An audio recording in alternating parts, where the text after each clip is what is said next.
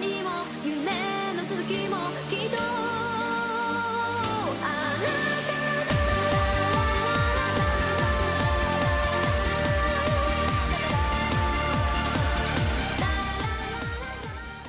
Olá, ouvintes, você está em mais um SaiKaiCast. Eu sou o Matheus Freitas de Fortaleza, Ceará, e eu sonho com o dia que poderei fazer personagens igual ao autor de Monogatari Series. Olá, gente, quem fala aqui é o Polemos do Rio de Janeiro, e sinceramente, às vezes com essas perguntas que eu vi aí que a gente vai responder hoje, sei não, hein. Pessoal, aqui é o Kilua, de Porto Seguro, Bahia, e hoje a gente vamos criar. Que é o Ribeirinho, autor de O Conto da Heroína, e eu sou reserva da reserva que tô aqui por falta de pessoal. Olá, eu sou o Tilso, grande deus da Ilha do Céu, e quanto pior o personagem, melhor o personagem. Como vocês puderam ver, hoje nós iremos trabalhar o tema criação de personagem. Nós aqui somos autores, né? 4 estão oficialmente na Saikai e um é preguiçoso. Então, vamos lá!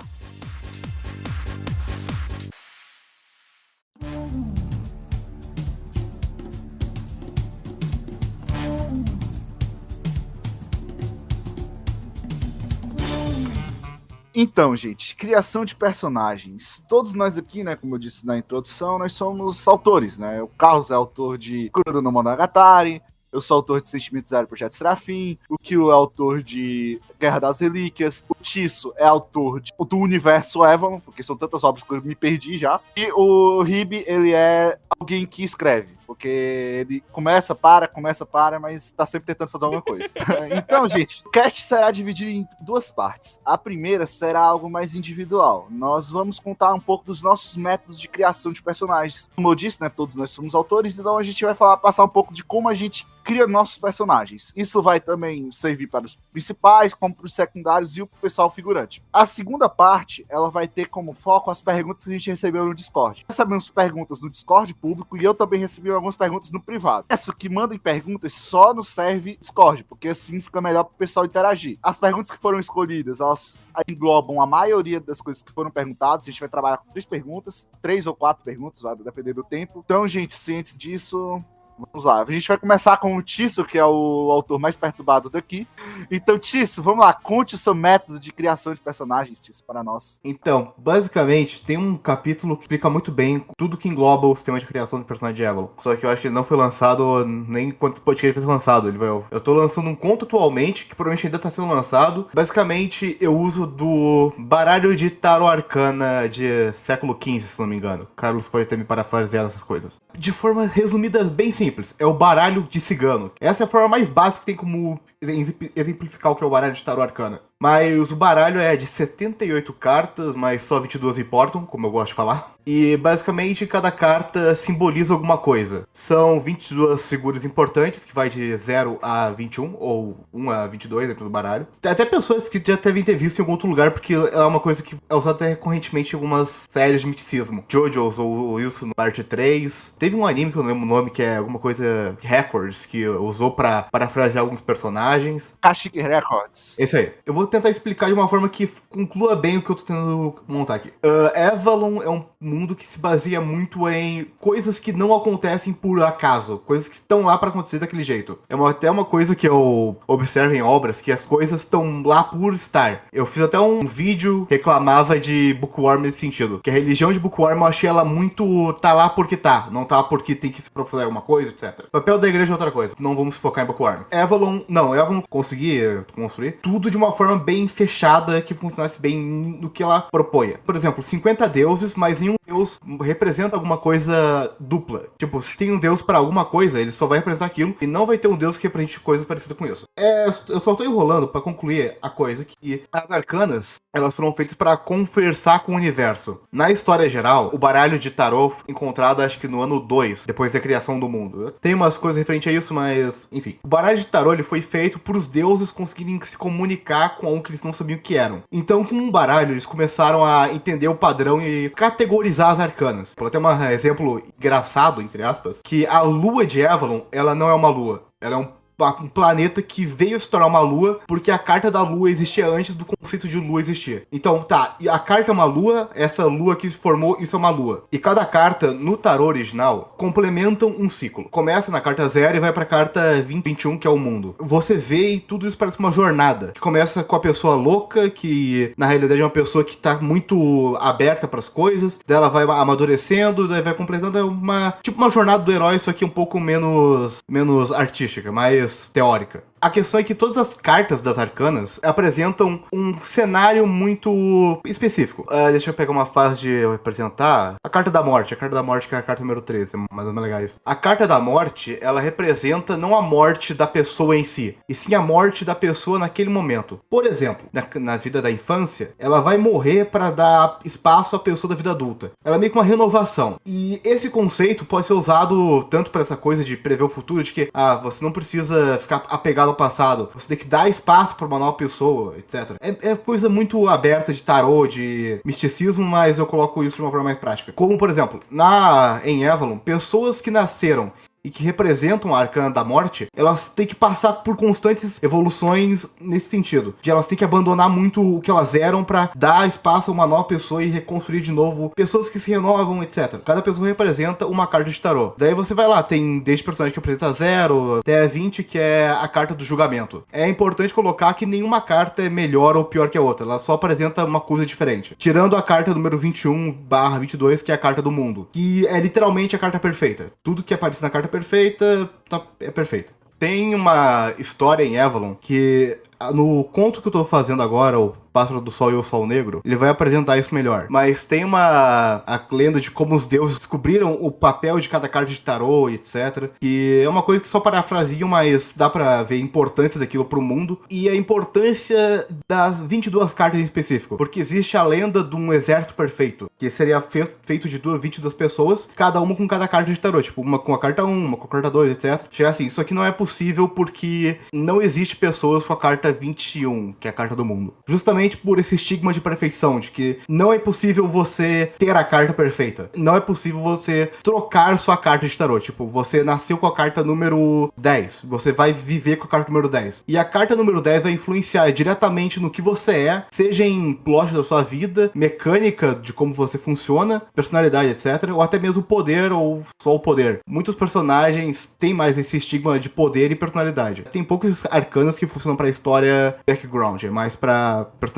mesmo. Esse é um quesito interessante, tem umas coisas que apresentam, tipo, como a pessoa pode ter múltiplas arcanas, que sim, isso é possível, só que não de uma forma natural. Como um ser vivo é criado e como ele adquire as arcanas por meio disso, que minha próxima novela que vai sair é baseada um pouco nisso, que mistura um pouco o sistema de alquimia, de homúnculos, de criação de nova vida, tentar reviver uma pessoa por meio de aprisionamento de alma, etc. Mas tudo não é por acaso. As arcanas existem, elas foram descobertas, não foram criadas. Ninguém sabe quem criou elas. Foram colocados a significados envoltos das arcanas, que é o significado real que elas têm, que a arcana é uma coisa que realmente existe. É bem mais bizarro que isso. Deuses têm as arcanas, pessoas têm as arcanas. Ninguém sabe direito o que é as arcanas. Como as pessoas tinham as arcanas varia mais de pessoa para pessoa. Tem, por exemplo, no conto já apareceu um personagem que é feito para tirar as arcanas de cada pessoa. Tudo englobado do misticismo, mas tentando se explicar com a realidade, eu diria. É bem interessante. Bom,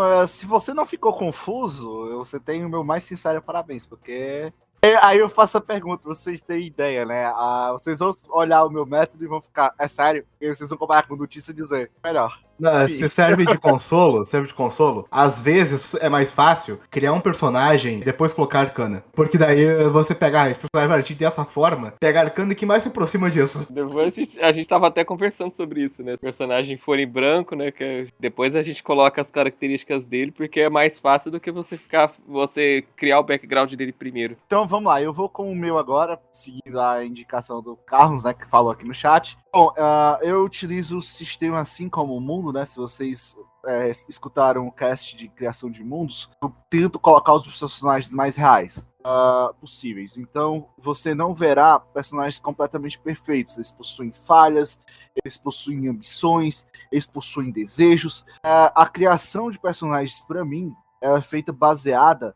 Ela não segue um sistema tão elaborado como o do Tiso, ela não segue um sistema, por exemplo, no futuro cast de poderes, né? Eles não aquela personalidade do tipo, esse pessoal é muito esquentado, explosivo, então ela vai ter o poder do fogo. Eu não sigo essa lógica, eu gosto de seguir as pessoas reais, né? As que estão ao nosso lado. Você não tem algo realmente que descreva como essa pessoa deve ser. Então elas vão fazendo as coisas conforme os seus desejos, e isso é o que torna a novel bem fluida, porque quando eu estou no processo de criação de capítulos, por muitas e muitas vezes, eu acho que isso é uma característica do meu método de criação, eles começam a desviar daquilo que eu estava planejando inicialmente. Você pode perguntar, mas se você é o escritor, como é que eles estão se desviando? É uma coisa bem complicada de se explicar, porque vamos tomar uma personagem, a Letícia, né, que é a protagonista feminina. Ela é a personagem mais complicada de se trabalhar, porque ela tem múltiplas facetas de abordagem. Ela é uma pessoa que tenta se mostrar mais perfeita pra cima e tudo mais na frente de outras pessoas, mas ela guarda tudo de ruim dentro dela. Então ela é uma pessoa que tem alguns processos psicológicos que são complicados de trabalhar, e eu tenho que ter bastante atenção com relação a isso. Então o que acontece? Que ela já desvirtuou minha história algumas vezes quando eu tô tendo ela como o ponto focal da parte. Então, o que acontece? Teve uma vez que eu estava ensinando, né, mostrando uma partida de exibição, eu não tinha intenção de fazer isso, mas de repente ela viu a partida e eu vim perceber que ela própria estava criando um ataque novo. Quando eu estava terminando de escrever, eu olhei, eu parei e disse, não é possível. Eu juro pra vocês, ela criou. Eu fui seguindo o ritmo e o ataque tava lá pronto. Aí o Carlos, que é meu leitor, né, ele viu isso, né? Então, cara, é uma coisa bem complicadazinha de explicar, mas o sistema, né, vamos tomar o outro protagonista, não, o Marcos. O Marcos não, o Vitor. Ele é um cara que tenta também ser o perfeito, mas ele já tem mais algumas coisas do tipo aquela arrogância do sentido de histórico familiar. Ele não se coloca como o santo que vai salvar todos. Muitas vezes ele diz, eu não vou fazer isso porque não me atinge. Então eu tento colocar a nossa realidade nesses personagens. Você pode dizer, mas então por que eu irei ler se esses personagens são representações do meu pai, da minha mãe, do meu tio? Particularmente eu acho que as histórias elas podem ser mais ligadas ao nosso lado, né? Embora você tenha que sim utilizar a suspensão de crença serafim, porque nós trabalhamos com poderes, né, e anjos e etc. Eu acho que é uma coisa bem interessante, porque traz, né, a relação do nosso mundo com o mundo tem poderes, com personagens que imaginem, né, grandes figuras de hoje em dia, se tivessem poderes, né, pudessem voar por aí, ou pudessem ir atirando, né, nas pessoas bola de fogo. Seria bem coisado. Então, gente, é uma simples, né, porque é bem simples mesmo, eu não tenho algo complexo. É a minha maneira de criação, né.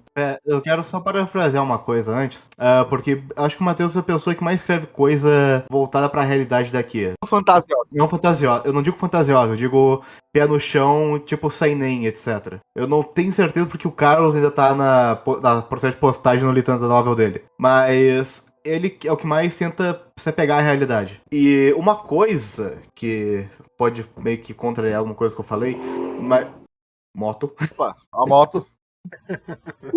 Deixa isso. Mas o traço principal, que foi o que eu defendi, não deve ser considerado a única coisa. Por exemplo, o Matheus disse de personagem que parece estar vivo, de personagem que tem defeitos, tem falhas, etc. Você deve fazer um personagem assim. Não precisa ser tão extremo pro nível de seinen e nem tão caricato pro nível de shonen. Mas não faz ele só ter uma coisa. Tipo, eu falei da renovação de personagem. Não faz só essa ser a personalidade de personagem. Faz ele querer algo. Não faz só ele ter um desejo, por exemplo...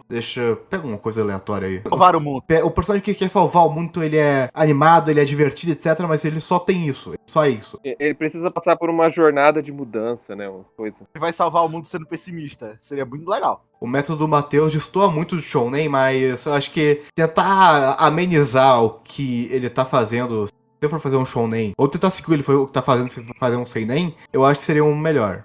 Então vamos seguindo, né, com alguém que tem mais coisa pra comentar? Eu acho que não. Vamos seguindo com a pessoa que falou, eu acho que não. Vamos lá, Ribe, como você cria seus personagens? Então, eu geralmente utilizo um método mais, como que eu posso dizer, não é metódico, mas é que eu gosto de fazer as coisas bastante organizadas. Então, eu basicamente separo os personagens que vão participar da história, geralmente em 3 categorias. O personagem que vai ser útil, né, que vai ser importante da história, um personagem coadjuvante e e o personagem inútil, né? Que ele tá ali pra fazer número, igual eu tô aqui pra fazer número também. Não é Ô, assim. Porra. Caramba. Vou Poxa, tocar aquela então. música agora.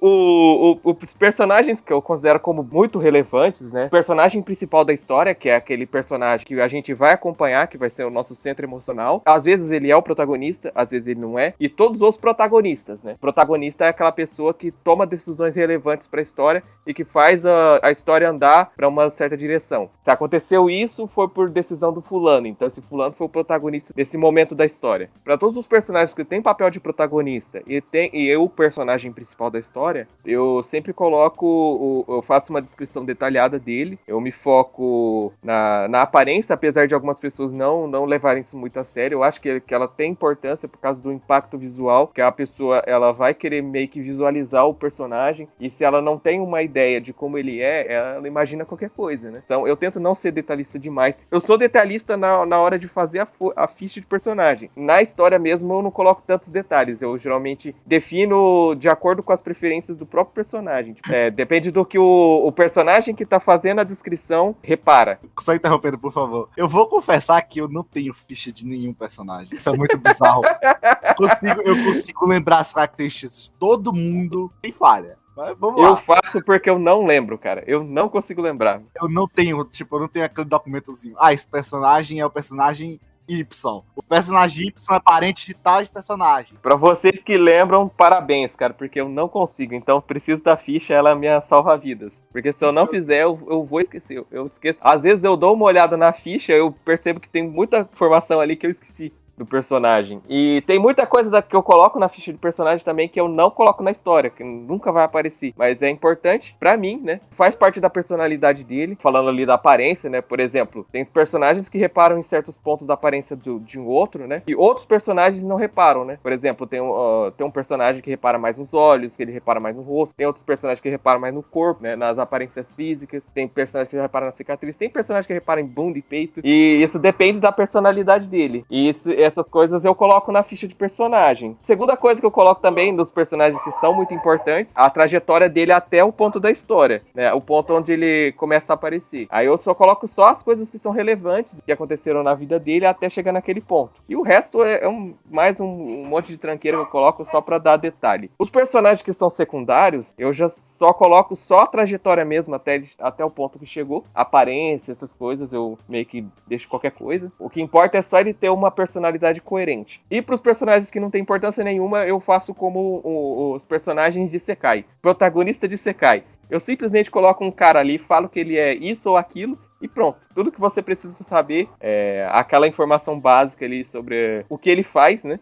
Ou senão eu acrescento coisas depois, porque realmente não importa. Nesse momento, todos os fãs de Sekai estão querendo matá-lo. Ó, eu traduzo o Isekai ainda. Eu traduzo o Isekai e o pessoal lá vai querer me matar. Mas é a verdade, pô. Mas Konosuba é bom. Konosuba é bom. Ele tem muitas partes boas, só que essa questão aí também é um probleminha. A gente pode até citar nisso, mas a gente fala mais tarde. Podem atacar Ribeirão à vontade, eu vou defender ele até a minha morte, porque quem odeia Isekai merece viver. Então... Então é basicamente isso, né? E eu também, eu acho importante fazer esse tipo de coisa, não só com personagens. É que eu também não gosto de ser muito maniqueísta, né? Colocar lados, o lado do bem, o lado do mal. Porque cada um, assim, faz o que quer, né? Tipo, até mesmo pros antagonistas, principalmente aqueles que têm relevância pra história, eu também faço esse trabalho aí de me importar com o passado dele, né? Pra que as ações dele façam sentido, né? Ele não seja só uma pessoa que tá ali atrás do protagonista por sabe? Ele só tá atrapalhando porque ele quer. Tem que ter motivações, alguma coisa que faça ele ter chegado naquele ponto, né? E que faça as pessoas quererem saber por que ele chegou naquele ponto, mesmo que talvez eu não chegue a falar isso, né? E, por exemplo, né, eu também coloco algumas informações que são importantes e que eu pretendo não revelar na história, como, por exemplo, né, tem uma história minha, tem 2 personagens ali, são personagens importantes pra história. Por exemplo, eles já foram casados, só que eu não chego a citar na história e eu pretendo não citar isso, só que isso faz diferença e é relevante. Perdeu, já foi anunciado aqui. Não, as pessoas não vão descobrir quem que é, pô. As pessoas sabem se elas pesquisar, né? Se eu prestar bastante atenção, elas vão saber, né? Mas eu não vou chegar a falar, sabe quem que é. Eu acho que os detalhes importam, só que eu tento também não ser exagerado nos detalhes, né? Porque como eu disse, eu não lembro. Sou ruim de lembrar essas coisas. Muito bem, vamos agora pular para o próximo. Tava levantando o dedo aqui pra falar, né? Que é o Killua. Rapaz, pra começar, eu não tenho método. Eu nunca gostei de ter método pra criar essas coisas, pra criar personagem. Olha que eu gosto de criar personagem. Bastante tempo do que eu tô escrevendo às vezes é só pra criar personagens, só pra entender o personagem, mas eu não sigo nenhum método assim, nenhuma base. O que eu tento ver é a história. Se eu ver que aquele personagem tá seguindo a história, eu simplesmente deixo, não importa se o personagem é ruim, se o personagem é bom, se o personagem é legal, se as pessoas vão gostar dele, se é divertido, se o personagem é chato. Se o personagem tá na história, ele tá servindo pra história e a história tá seguindo com ele, eu simplesmente deixo. Quando eu vou criar um personagem assim, eu nunca tento assim, nunca um método, nunca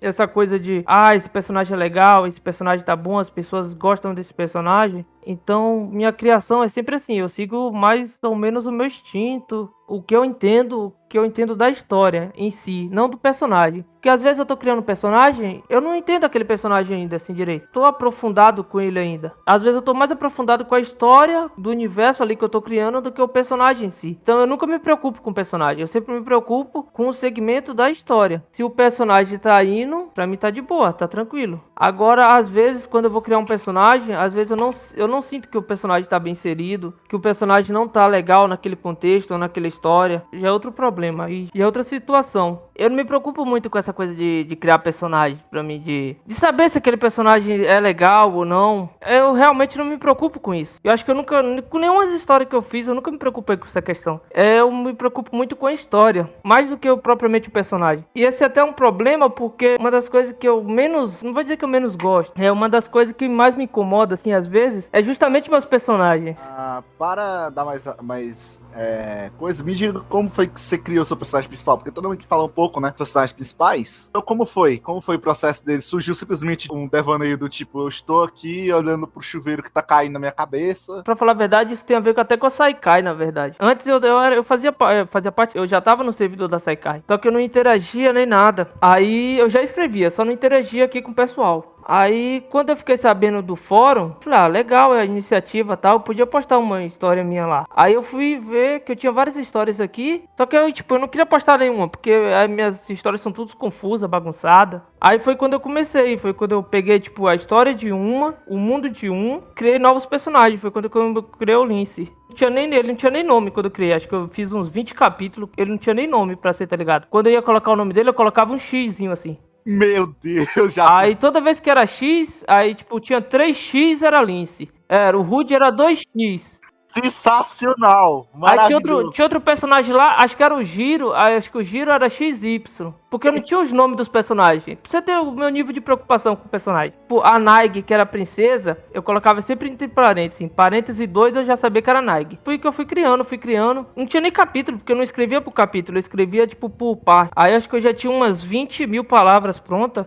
Foi quando eu comecei a resolver postar, pesquisar nome, a personalidade dele, se eu podia melhorar e tal. Foi quando eu realmente comecei a criar os personagens, propriamente dito. Porque antes eu só tinha história, mas os personagens estavam meio ali, mas eles estavam meio que obscuros ali na história em si. Sim, aí no caso você se preocupou mais com a história, né, com a trama e com o mundo do que com o personagem. Isso. Aí eu não tinha nome, essa parada da idade dos personagens eu também decidi depois. Agora, uma coisa que eu já tinha, não vou dizer nem que a personalidade, mas que como é que eu vou dizer? A essência do personagem, entendeu? Eu já tinha a essência do protagonista, que era um cara mais tranquilo. Não é um cara, ele não é ativo, ele é bastante passivo nessa questão. Ele não é aquele cara que vai pra frente, que toma iniciativa. Ele é um cara que sempre fica ali, tranquilo na dele. O Rudy já era um cara que era mais arrogante, que era um cara que tomava mais iniciativa, assim. Daí é uma opinião de alguém que faz ficha de personagem, coisa detalhadinho, aquela preocupação mínima com os detalhes, e eu falo, realmente, fazer desse jeito, se é a proposta da sua novel, né, poxa, tá fazendo certo, cara, porque nem todo mundo trabalha da mesma forma, né, você tem que encontrar a sua forma de fazer, né, essa forma detalhada é a forma que eu gosto de fazer, eu gosto de detalhar, fazer um passado, né, saber a situação e ter o controle, né, total. Já o Killua, ele se preocupa mais com o que vai acontecer, né. com a trama, tá errado, cara. Pra eu ter ideia, eu acho que, tipo assim, eu sei a idade dos meus personagens, acho que eu sei a idade de o quê? De uns 4 ou 5 personagens que já apareceram na nova. O resto eu não sei a idade de nenhum. Se é velho, eu só falo, ó, o personagem é velho e pronto, dane-se a idade dele. Se é uma criança, eu falo, é uma criança, dane-se a idade dele. Se é um adulto, eu só falo, é um homem adulto. Não quero nem saber que porra da idade dele, é só adulto. Se vira com isso aí. De comparação, porque como eu faço obra, não tenho uma obra só, eu tenho uma lista de acontecimentos que aconteceu desde, tipo, do ano 0 até o ano 1030. Ah, eu também tenho isso. E daí tem, tipo, quando cada personagem morreu. Ah, eu não tenho isso não. Pra você ter ideia, esse dia eu fiquei acho que uma semana por ter um rei, né? Que o rei morreu, aí vai outro, sucede. Eu fiquei acho que mais de uma semana pensando como é que eu vou resolver o problema, porque assim, eu queria que, tipo, de um rei pro outro, fosse um espaço de tempo grande, porém pequeno. Eu fiz isso. Eu fiz uma coisa parecida com o Shogunato da Ásia. Como é que eu vou resolver? Como é que uma coisa grande pode ser pequena? Uma coisa longa pode ser curta? Eu fiquei pensando.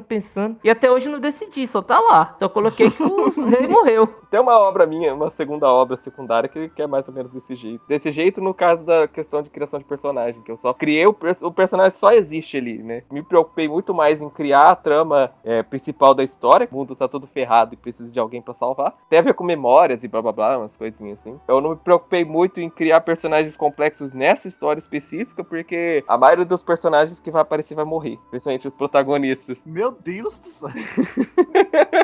Assim que é bom. Eu adoro quando o personagem morre. Porque eu penso que quando o personagem vai morrer, você não se preocupa com ele. Porque o cara vai morrer, velho. Funerárias que lua. Não importa, vai morrer mesmo. É, vai morrer. Como você vai se preocupar com o quê? Com o cara que vai morrer?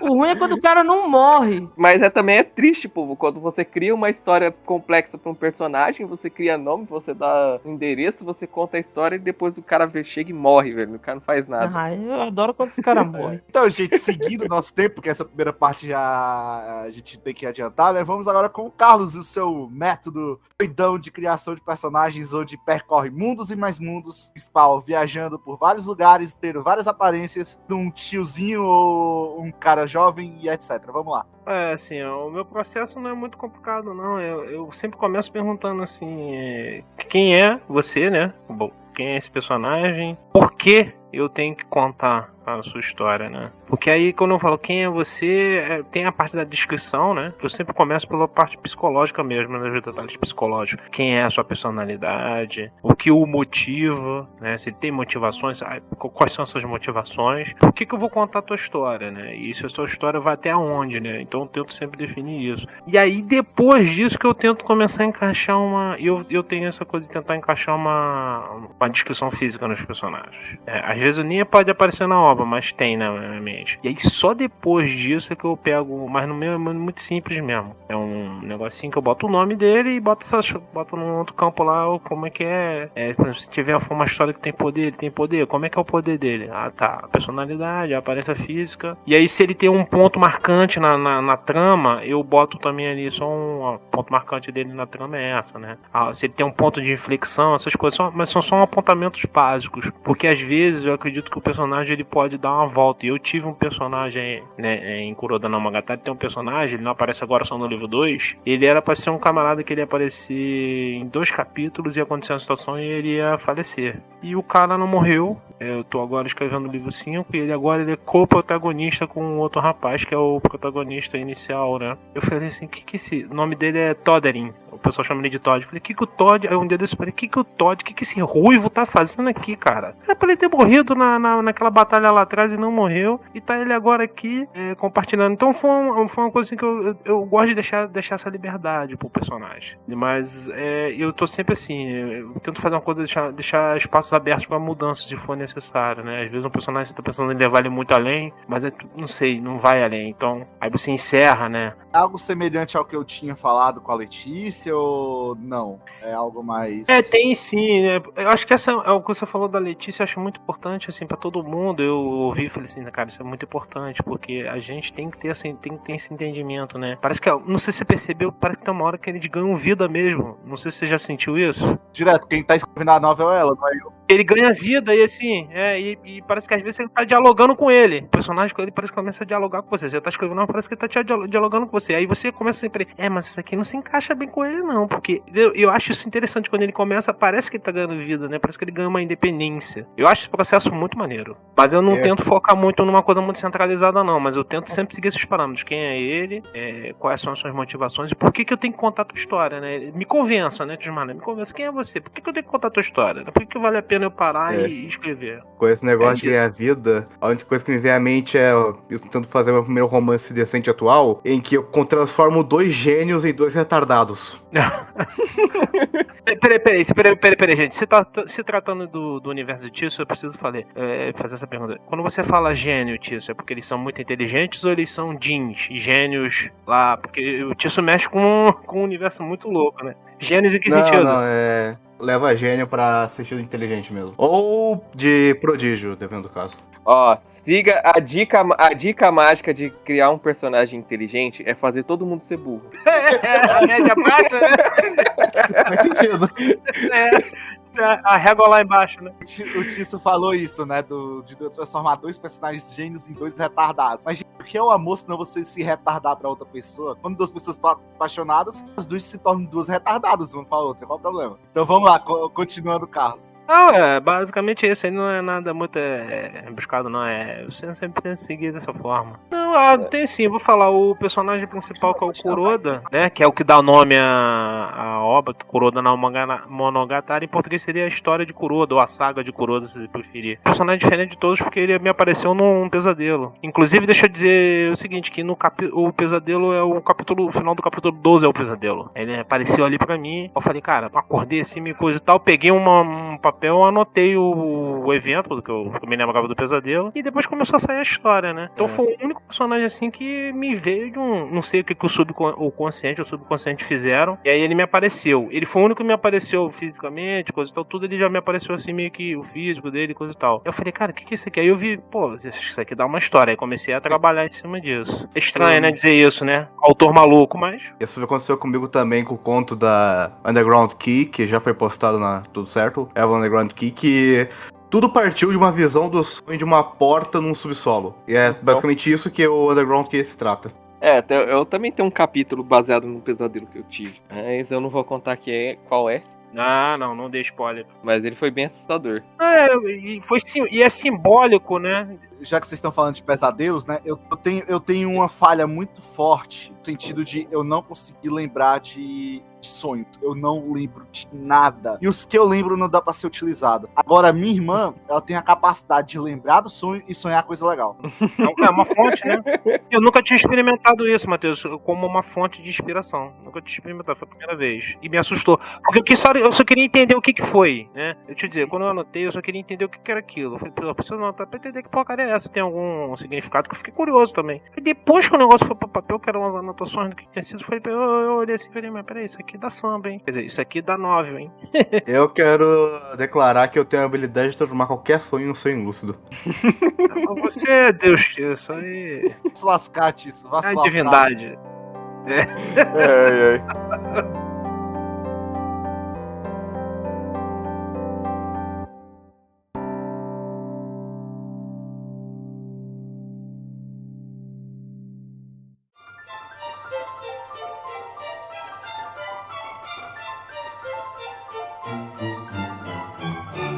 Então, gente, como foi dito lá no início, né, esse podcast ele teria 2 partes, né? A primeira foi nossa parte mais descontraída, mostrando como é que a gente faz, né, pra criar personagens e tudo mais. Agora vai ser a parte mais interativa com vocês, né, da Seikai, nossos leitores, né, e membros do Discord. A primeira pergunta, ela foi feita pelo Reynog. Qual é o método que vocês acham melhor para se criar um personagem baseado em alguém real? Eu acredito que, como ele falou na pergunta, né, você tem que basear a pessoa, o seu personagem na pessoa que você quer homenagear. Porque pensa o seguinte, você vai colocar alguém da vida real, né, alguém real existente, você tá querendo meio que, de certa forma, homenagear ele, a menos que você odeia a pessoa e queira matar na hora que ela aparece. Então, ó, isso aqui lembra o meu inimigo, então vou matá-lo. Então você pega características chaves, pelo menos ao meu ver, né. Você pode também colocar alguma coisa lembrando semelhança, pode colocar algumas descrições, lembrem a pessoa real, mas ao mesmo tempo eu não acho que seria interessante você colocar pessoa cagada e cuspida ali, entende? Porque fica muito na cara. Por exemplo, se eu vou fazer sobre uma celebridade, posso pegar, né, ela como exemplo, mas eu tenho que, creio eu, né? Isso aqui sou eu vendo. Possa dar uma mexida pra não ficar aquela coisa, né? Na verdade, a gente não sabe como celebridade é na vida real. A gente sabe como eles são ali na frente das câmeras.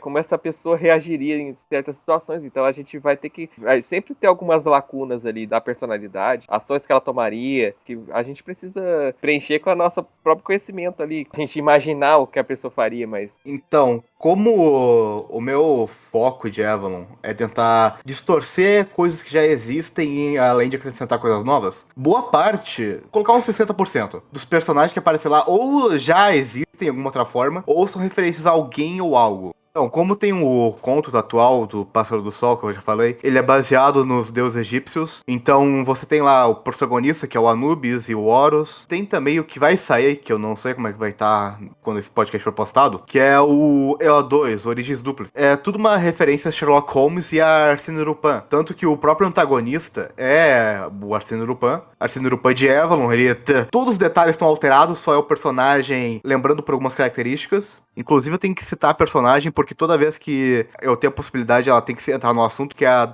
Mrs. Hudson, que no Sherlock Holmes, ela é a dona da Rua Baker, se não me engano. É a personagem que cuida do apartamento de Sherlock Holmes. Em Avalon, ela virou uma elfa loira, atua como sniper. É muito bom como foi de A pra B muito rápido, e eu gosto de falar isso. Então, uma coisa que eu uso, né, é que assim, quando eu criei a minha primeira história, ela era toda baseada no pessoal da Saikai, mas isso já faz uns 3 anos, alguns deles nem na Saikai estão mais. Basicamente, criei uma história onde eles eram os personagens da história. Essa foi a base para a criação do conto da heroína. Depois eu troquei um monte de personagens, mexi na personalidade, mas basicamente a gente começa dessa forma. Pelo menos é a forma que eu acho mais recomendada. Eu coloquei algumas características que eu acho importantes da personalidade dessas pessoas. Sempre tentava imaginar, poxa, se ele passasse por uma situação inusitada, será que eu consigo entender qual que seria a reação dele? Que essa era a técnica que eu usava. Na verdade, eu uso ela até agora. E no caso, eu até compartilhei com a galera lá sobre isso. Se o personagem estivesse andando e ele batesse com tudo o dedo mindinho dele numa mesinha, qual que seria a reação? Então eu não conseguia imaginar qual seria a reação do personagem, quer dizer que eu realmente não estava entendendo qual que era a personalidade daquela pessoa que eu estava tentando representar. Fiquei imaginando essa do Mindinho pra alguns tipos de personagens que existem por aí, né? Por exemplo, você tem aquele personagem explosivo, bateu o Mindinho na cama, ele vai explodir a casa. Ah, eu pensei, não, aquele personagem mais calmo, ele vai bater o dedo Mindinho na cama, ele vai o quê? Vai orar pra quina da cama? Eu não sei. Mas dependendo da pessoa, ela ia bater, ela ia jogar um negócio longe, xingar até a 4ª geração da pessoa que construiu a cadeirinha, sei lá. Se fosse um personagem típico, personagem de cultivo, ia olhar, e ele olhou friamente para a cama, então decidiu refiná-la. Eu adoro esse termo, cara. Esse termo é um dos mais maneiros que eu já li. Se fosse cultivo, ele ia tropeçar na cama, ia ganhar um poder novo, e ia ajudar ele a derrotar outra pessoa. Romper o nível. Ele ia romper alguma veia. Mas voltando pra que a gente já tá indo pra 0 a 100, acho que é melhor continuar a minha. Um personagem, uma linhagem familiar, na realidade, que foi baseado em pessoas reais, foi adaptado, na realidade, junto com o Duel 2, que é a família do Freud, do Sigmund Freud, que eu acho que é interessante falar quem é, porque... basicamente, ele foi o pai da psicanálise. Tudo que você entende como sono, ele criou. E em Avalon, tem um deus do sono, e é o Sandman. E a lógica dos Freud era uma família seguidora do Sandman, que meio que conseguiam usar habilidades próximas. Então, daí seguiu até o Sigmund Freud, e daí agora tá no atual da história, estaria com a Anne Freud, que é a filha dele. E também foi uma psicanálise importante, mas nem tanto, comparado com o pai. Mas eu faço muito disso de pegar personagens que têm alguma relação com aquilo real e colocar como ou referências ou como personagens deturpados, mas que ainda seguem a mesma conduta. No final, a gente tem que ter controle, né, sobre o personagem e tal. Pra não tentar fazer alguma coisa escrachada demais, né? Porque às vezes sai meio. Não parece uma homenagem, né? E aí também tem um negócio interessante, né? Que falando aí sobre pegar referências, né? Inspirações em algo real. Mas também tem a questão da gente poder pegar de outros personagens que a gente conhece, né? E incorporar elementos e coisas importantes de personagens ou de figuras, né? Como, por exemplo. Ó, vou dar um exemplo aqui, ó. Pra quem gosta de Harry Potter, eu não gosto muito, tá? Mas Sirius Black, eu acho que é esse o nome. A história dele, a lore dele, só a lore, tá? É meio que baseada no Conde de Monte Cristo, da história, sobre a questão dele ter um amigo que fez ele perder tudo, ser preso numa prisão que era inescapável e ele escapou pra depois buscar vingança. Eu até falei, né, dos exemplos de Sherlock Holmes e Arsène Lupin, mas eu acho que eu sigo até muito à risca esse sistema, porque no próprio Seis Lendários, que é que tá no finalzinho, um dos protagonistas é não a criatura de Frankenstein, mas é a criatura de Frankenstein de certo modo. Tem o Merlin na história, só que é um Merlin extremamente deturpado. Camelot virou um estado à parte. Eu sigo muito essa lógica. Porque a pergunta dele é qual é o método que eu acharia melhor, né? Pra criação de um personagem baseado em algo real. Bem, vamos lá. Eu acho que você tem a tua trama. Então, primeira coisa, o teu personagem não pode agredir a trama. O que eu tô querendo dizer com agredir a trama? Eu coloquei que ele não tem o menor encaixe com a tua trama, então tem alguma coisa errada. Ele pode ser baseado em alguém real, sim. Ele pode ser você pode até usar o personagem que existiu na vida real, encaixar ele na tua história. Mas quando você encaixa ele na tua história, já tem que estar na tua mente que você não tá botando a pessoa em si, já é o personagem, né? É aquilo que você construiu. Então, se você tiver a noção da tua trama direitinho, o que é a tua trama, fica muito mais fácil para você fazer qualquer personagem desse tipo que é baseado em alguém real. Como ele é só baseado em alguém real, você pode de repente pegar as características da personalidade dele, ou então da biografia dele. Eu vou construir esse personagem aqui, que é essa parte da trama aqui que vai se dar com ele, está relacionada à biografia, por exemplo, de Napoleão e Waterloo. Pode fazer isso. Então vai depender muito de o que você deseja, né? Eu acho que é sempre interessante. O que você deseja ali com aquele personagem na tua trama? E aí isso ajuda muito.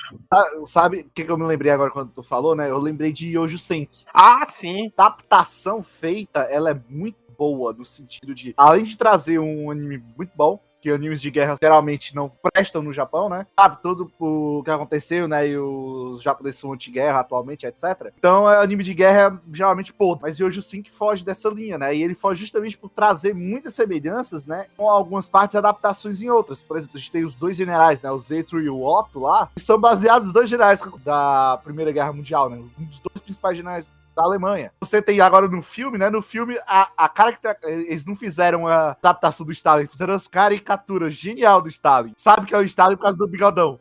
Isso, é excepcional, porque isso aí demanda. Eu vou dar um exemplo. Eu acho que o Reinog, eu sei quem é, porque eu sei que ele é fã de Kingdom. Kingdom é um excelente exemplo disso. O mangá, tanto como o mangá, a animação. Essa obra, teoricamente, ela é baseada.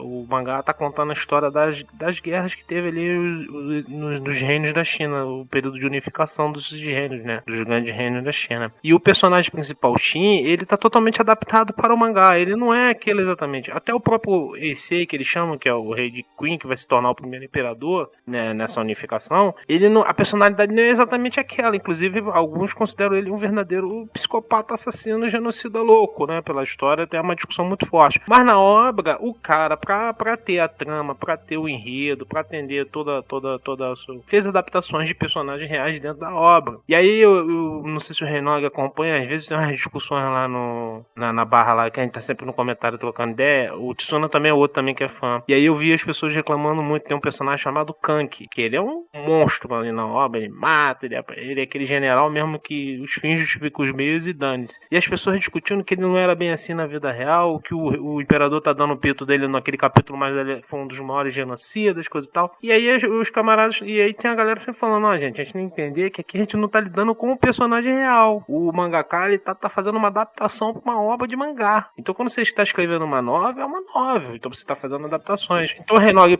pense no Kingdom, é um bom exemplo. Tem um outro também, a gente tem vários outros exemplos, mas o Yonjo é perfeito, se você já viu, se você não viu, procure ver, é excelente, isso, o exemplo que o Matheus deu é excelente, inclusive uma animação muito legal, vale muito a pena, e Kingdom também por isso. Vou trazer outra coisa que eu escrevo. Eu escrevo CCI, As Crônicas do Conquistador Inivalável. Ela é baseada na expansão mongol, né? Então, Shimen Yan, ele é basicamente o Gengis Khan. Então, é o que acontece. Eu tenho que fazer adaptações. Eu sei que ele foi as pessoas mais detestáveis da história da Terra. Mas a gente tá olhando ele com os conceitos de hoje. Então, Isso, pra gente, também. genocida, desgraçado. Na época, as pessoas olhavam pra ele com admiração e medo. O que acontece? Tenho que fazer a adaptação, né? Quando eu tô trabalhando, a história começa quando ele tem 11 anos, né? 11, 12 anos. Então, antes da tribo dele, né? O pai dele morrer, né? Quem conhece a história sabe, né? O pai dele morre, ele e os irmãos viram escravos, ele acaba separado da mãe e das irmãs. Aí ele copta o irmão mais novo a matar o irmão mais velho. E aí ele consegue voltar, né? Pra tribo dele,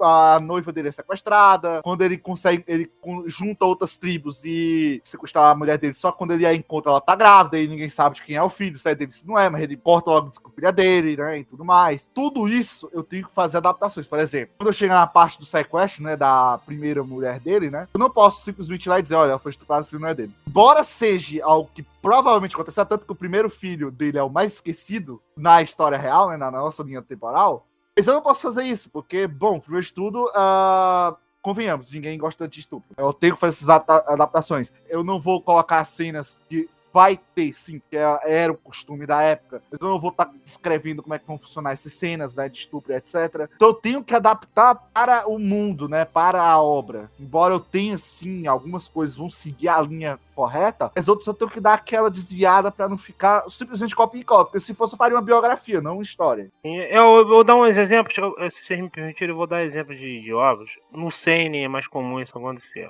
Alguns exemplos de obra que ocorre isso. Você tem um personagem que existe, não é nenhuma baseação, ele existe e o camarada tá retratando na obra dele e você vê que ele não é exatamente aquilo. Tem história e fala de Almênio de Card, que é um dos generais que acompanha Alexandre o Grande. Então quando você começa a ler essa história, você vê que tá tendo uma série de adaptações. Todos os personagens ali, eles têm na história nossa, mas eles estão adaptados dentro. Inclusive eu acho que é o autor de Parasite que tá fazendo essa obra. Então tá todo mundo ali presente. Aí tem a hora que é a história, mas você vê que tem a adaptação do personagem. O personagem ele foi trabalhado para encaixar ali no mangá. Você tem Yonjo, que foi dito aqui pelo Matheus, você tem Kingdom, você tem um mangá que é de um pachá, agora esqueci o nome dele, que vai falar muito do Império Otomano. E é interessante que é um personagem, na verdade, que tá ali, que ele é baseado em vários outros personagens que existiram ao longo do Império Romano, que ele é tipo um guerreiro, um conselheiro do sultão. Então, assim, existem várias formas de trabalhar. Você pode botar Napoleão na tua obra e tu fala assim, cara, isso não é exatamente o Napoleão que a gente conhece, mas aí você vê os elementos de Napoleão ali, pô, e o cara botou um Napoleão maneiro, diferente. Então, essa é a liberdade, o Renog que fez essa pergunta, né, o Renog, essa liberdade é muito importante para quem tá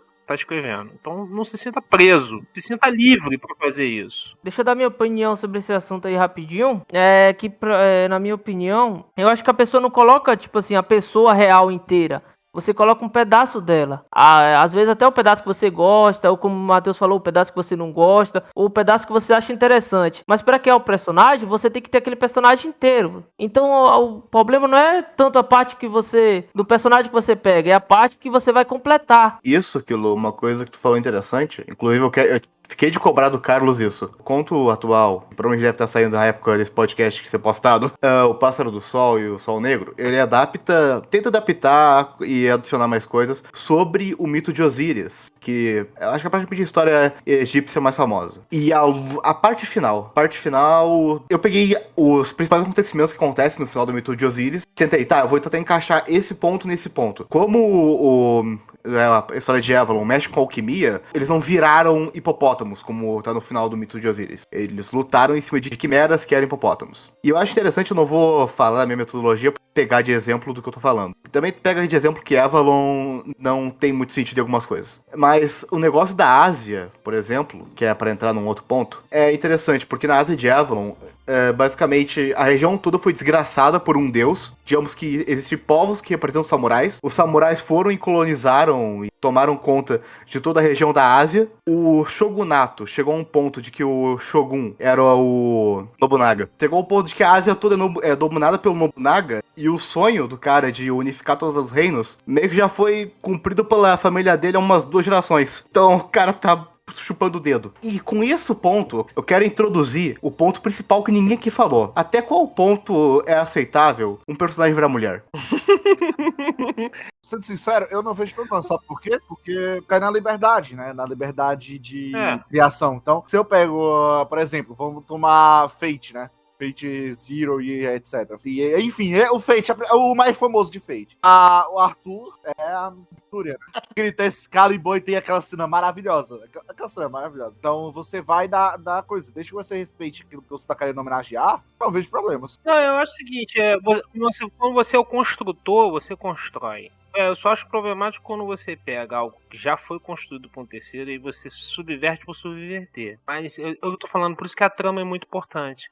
Tá dentro da tua trama, vai funcionar. Eu falo às pessoas, você tá bem montado na tua trama, vai rodar, entendeu? Vai fluir. Se não tiver fluindo é porque pode ter alguma coisa. Então, mas essa liberdade é total, cara. Você tem que ter liberdade total pra fazer o que quiser. Eu quero dar 2 exemplos aqui meus próprios. Além da Sherlock Holmes mulher Watson, os personagens que eu tenho, por exemplo, é descendente do Lubu, que é da China. E basicamente, a personagem aderiu todas as características do personagem, mas sendo ela mesma. É uma general furiosa de guerra ou escrota. É só uma personagem que aderiu ao estilo de vida do Lubu. E o Goemon, que ele não se tornou ele não é tipo, o cara nasceu Goemon. Uma personagem que aderiu ao título de Goemon para salvar a própria vida. Tipo uma entidade secreta. Existem outros exemplos, por exemplo. Você pode sempre pensar que o personagem que você tá criando, ele pode ser justamente o oposto, porque você quer trabalhar e você quer satirizar. Então, de repente, você pode dobrar um gênero, você pode dobrar a etnia, como uma forma de sátira, né? Não tô falando como ofensa, mas você satirizar, de repente, uma característica que você acha importante. Por exemplo, você pode botar um cara baseado em Napoleão, só que o cara tem 2 metros de altura. Pode ser uma puta de uma sátira com o Napoleão era baixinho, né? Isso tá acontecendo no Fate? Eu não conheço todos, é tanto Fate que eu fico perdido. É bem possível ter, né? Eu não me lembro, mas acho que Napoleão aparece e ele com certeza deve ser menino. Então, assim, você pode brincar com essas coisas, né? Você pode botar uma Juliana Cisa e não um Júlio. Assim, e desde que. Essa é a liberdade que eu acho bacana pra você tá começando agora, ou então tá tentando e tá sentindo algum impedimento. Não se restrinja a uma coisa muito fixa, né? Tenta primeiro brincar e ver como é que funciona, fazer experimentos, ensaios, testes. Essa é a única dica assim que eu posso sinceramente dar pra você, né? E não faça malole.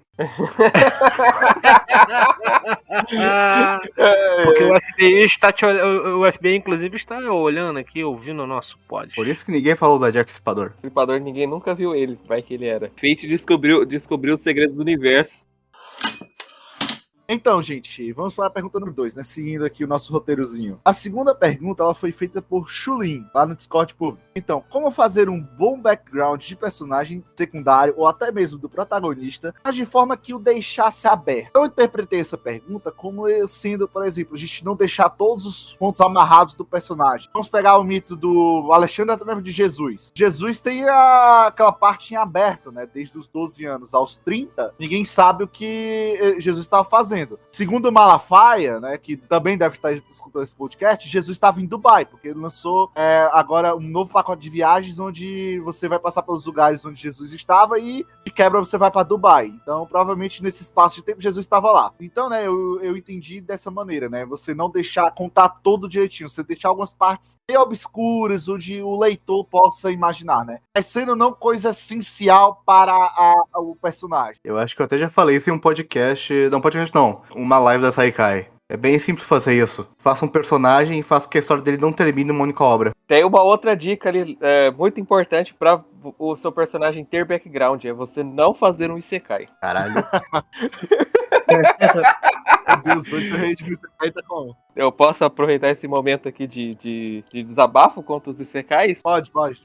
Ninguém gosta de Isekai aqui, não. Isso daí é uma coisa que eu vejo muito, cara, que as pessoas elas criam personagens pra Isekai. É que eu acompanho um pouco entre os japoneses lá, mas eles gostam muito de criar Isekais. E todos os protagonistas são extremamente parecidos. Porque o background deles é basicamente: eles são NEET, geralmente fracassados, e aí eles morrem e ganham um poder super apelão e chega lá no mundo. Só que ele chega nesse mundo, e isso dele ser NEET, de ser um fracassado, é tudo que você sabe sobre o personagem. Ele é basicamente uma folha em branco, como eu falei pra vocês lá antes. Então, aí o autor ele pode fazer o que ele quiser. Pode fazer o cara ser excêntrico, pode fazer ele ser brigão, ter atitude de fodão. O problema é que isso causa muita incoerência na personalidade do personagem. Também você vê que ele é bastante raso, né? O autor tá construindo a personalidade dele enquanto ele tá construindo a história. Ele realmente não sabe o que o personagem dele é, de fato, né? Ele só sabe que ele é Nietzsche e só sabe que ele era fracassado. Só que é interessante, né, que ele faz essa afirmação, né, que o personagem tem essas características, que geralmente, ou às vezes ele fala que é uma pessoa que tem uma fobia social, mas ele não insere esse traço de personalidade no personagem, porque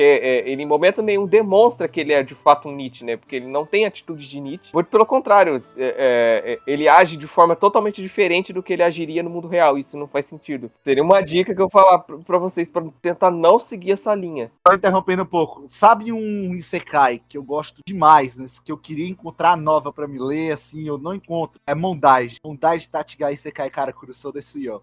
Mano, eu gosto de aquela coisa. Quando eu peguei o anime pra ver, né? Tu disse assim, o cara ele ganha o poder quando vai pro mundo. Lá é o inverso.